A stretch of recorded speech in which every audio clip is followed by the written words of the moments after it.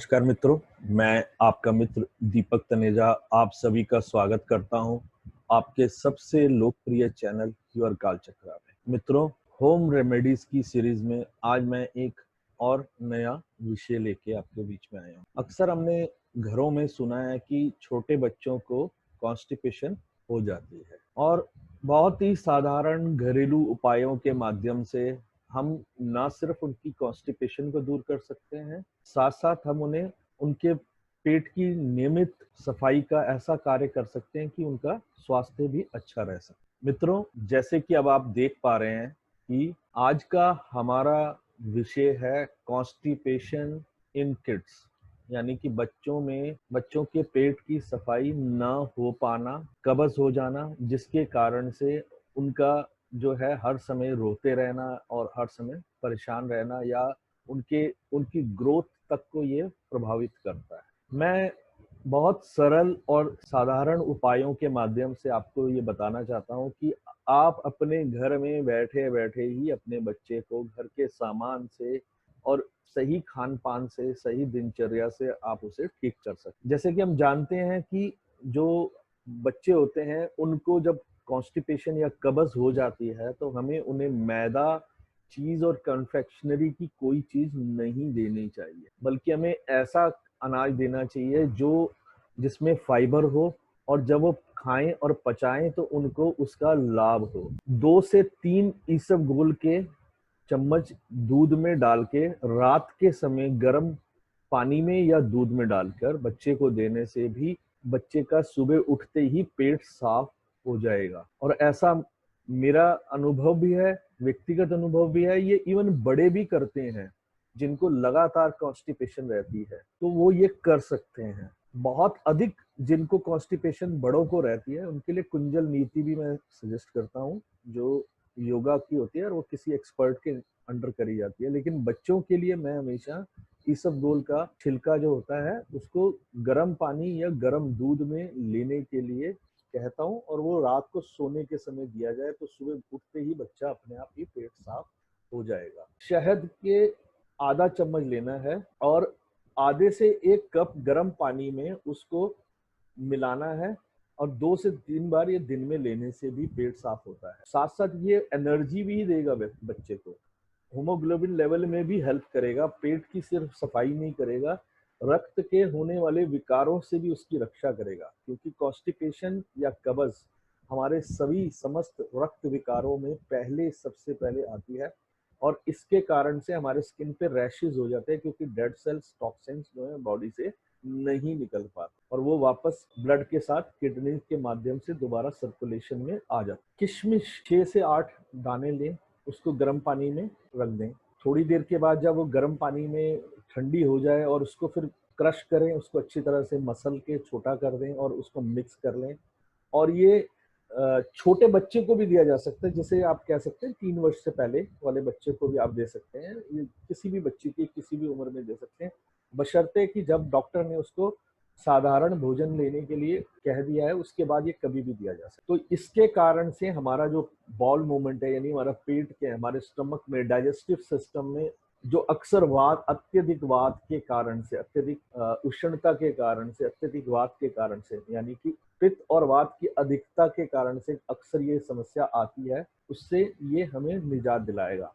किशमिश जो है हमारी पाचन क्रिया में हाजमे को भी बहुत बेहतर करने में बहुत मदद करती है। हड्डियों के लिए भी जो है किशमिश बहुत महत्वपूर्ण जो है रोल प्ले करती है। ये कैल्शियम की जो मात्रा हमें चाहिए होती है वो हमारे शरीर में पर्याप्त मात्रा में हमें कैल्शियम जो है अर्जित करने में भी सहायता देती है। तो एक ग्रोइंग बच्चे के लिए ये एक और भी बहुत ही बढ़िया होती है, क्योंकि हमारे हड्डियों के माध्यम से ही हमारे जो ऑटो इम्यून सिस्टम और हमारा इम्यून सिस्टम है वो डेवलप हो रहा होता है, क्योंकि हमारे रेड ब्लड सेल्स जो है हमारे बोन मैरो में बनते हैं और ये हड्डियां जो होती हैं छोटे बच्चे में ये ज्यादा अच्छे तरीके से कर पाते हैं। ऐसे बच्चों को खून की कमी भी नहीं होती है और ये बहुत अच्छी हेल्थ देती है। इसलिए ये मैं हमेशा हर एक को कहता हूँ कि अगर किसी छोटे बच्चे को कभी भी कब्ज की समस्या आ रही है तो आप उसे ये चीज दीजिए, उससे ये समस्या दूर होगी और ये रूटीन में भी देना चाहिए। मान लीजिए अगर आपको बहुत ज्यादा समस्या नहीं भी है तब भी आप ये ले सकते हैं। ये आपको हड्डियों के लिए, आपके रक्त के लिए बहुत ही लाभदायक है।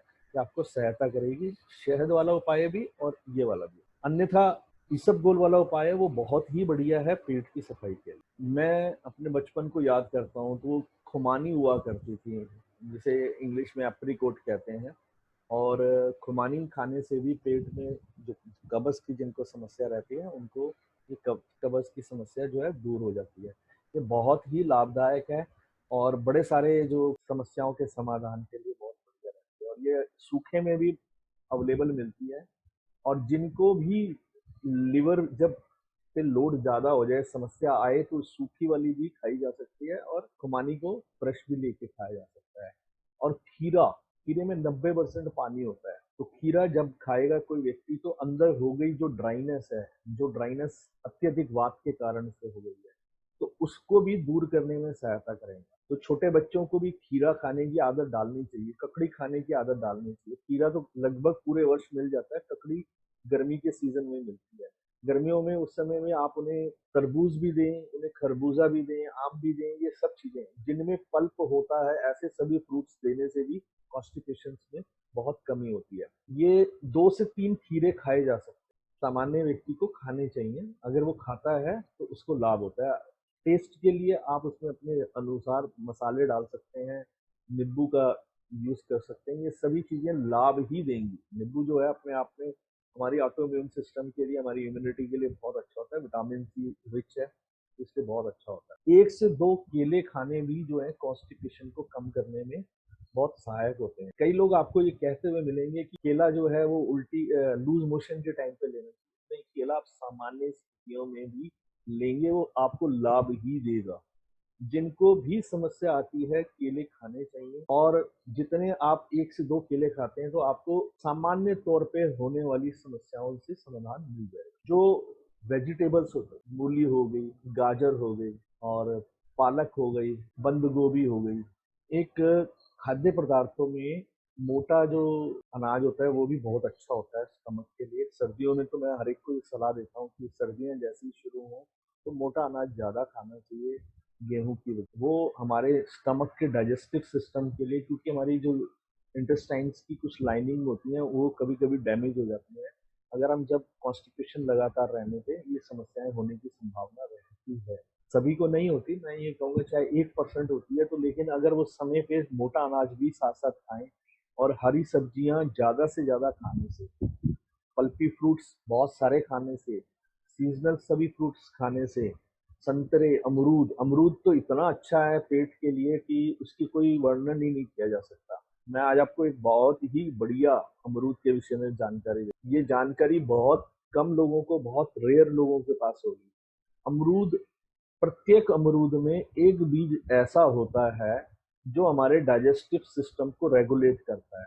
वो कौन सा बीज है किसी को जानकारी नहीं होती, तो इसलिए पूरा का पूरा अमरूद खाना चाहिए। तो काट के टुकड़ों में करके 10 लोगों में बांटना, 10 लोगों में बांटना नहीं चाहिए। अकेले ही पूरा अमरूद खाना चाहिए। और वो हमारे पेट में मान लो लूज मोशन है या कॉन्स्टिपेशन है, दोनों ही स्थिति में, डायरिया है या वोमिटिंग फील हो रही है, इनमें से किसी भी स्थिति में अगर समस्या आ रही हो तो अमरूद हमारे लिए बहुत बहुत लाभदायक। तो छोटे बच्चों को भी आप अमरूद दे सकते हो। 1 से 2 अमरूद बड़े आराम से खाए जा सकते हैं। वो हमारे पेट में होने वाले, बनने वाले पॉइजन, जहर जो हमारे लिए एसिड्स होते हैं, उन सबको काटने में बहुत काम करता है।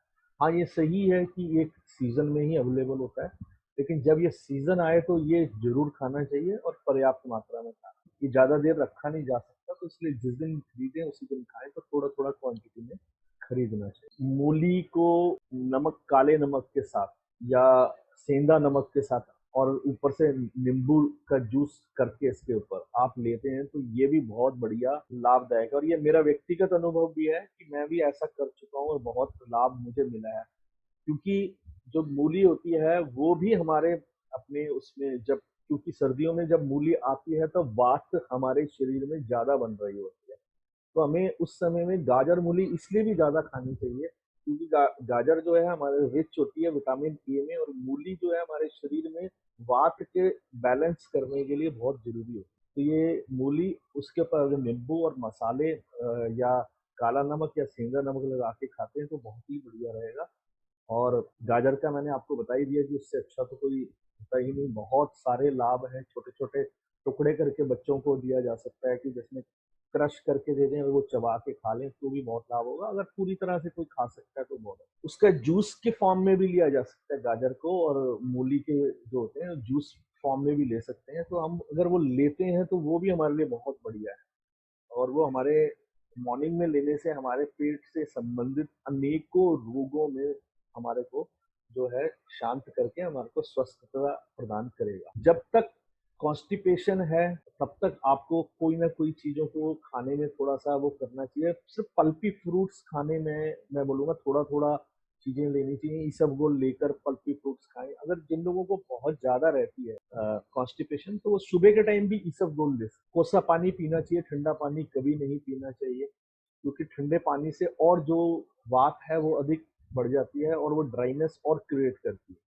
सलाद ज्यादा से ज्यादा खाना चाहिए, सारे प्रकार के सलाद खाने चाहिए, जितने भी प्रकार से सलाद में चीजें उपलब्ध होती हैं थोड़ी थोड़ी मात्रा में सारी खानी चाहिए, क्योंकि वो सभी में कुछ न कुछ ऐसे गुण होते हैं जो हमारे शरीर के अंदर पर्याप्त विटामिन मिनरल्स और प्रोटीन्स को पूरा करने में काम। और गुड़ और मूली ये आप लेते रहते हैं तो भी आपके जो स्मेल्स होती हैं उनको रोकने में सहायक होते हैं। मूली के कारण से जब जो खाने के बाद एक स्मेल मुंह से बाहर आती है तो ऊपर से गुड़ खा लिया करें तो वो भी रोकती है। इसमें भी लाभ ये भी आप कर सकते हैं, इसको करने से आपको लाभ ही होगा। और मैं सभी से आग्रह करूंगा कि अधिक से अधिक सरल भोजन, साधारण भोजन, सुपाच्य भोजन खाना शुरू करें। छोटे बच्चों को अगर कॉन्स्टिपेशन ज्यादा रहती है तो दलिया और खिचड़ी पे उनको ज्यादा ले जाएं, जिसमें पानी ज्यादा होता है। ऐसी सभी चीजें उनको ज्यादा देने से उनका भोजन आसानी से पचना जब शुरू हो जाएगा, धीरे धीरे हमारी इम्यून सिस्टम स्ट्रांग होती है, हमारे शरीर की ग्रोथ प्रॉपरली होने लग जाती है, तो हम बाकी सब चीजें भी खा सकते हैं। ये मैं फिर रिमाइंड कराऊंगा, मैदे और मैदे से बनी चीजें, चीज वगैरह को अवॉइड करें। ये कहीं से भी शरीर के लिए लाभदायक नहीं होते। ये फास्ट फूड्स में गिना जाता है, चाहे फास्ट फूड इंडियन प्रोडक्ट्स का हो, इंडियन टेस्ट का हो, चाहे फॉरेन टेस्ट का हो, हमारे शरीर के लिए ठीक नहीं है। तो मैं सभी से कहूंगा कि उस चीज को अवॉइड करें और अपने शरीर को, अपने स्वास्थ्य को महत्व दें। ये मेरा मोबाइल नंबर है, ये मेरा ईमेल एड्रेस है। हम जुलाई फर्स्ट वीक में मेडिकल एस्ट्रोलॉजी का 3rd बैच शुरू कर रहे हैं। जो लोग इच्छुक हो वो मुझसे संपर्क कर सकते हैं, मुझे मुझसे विशेष जानकारी। नमस्कार, धन्यवाद।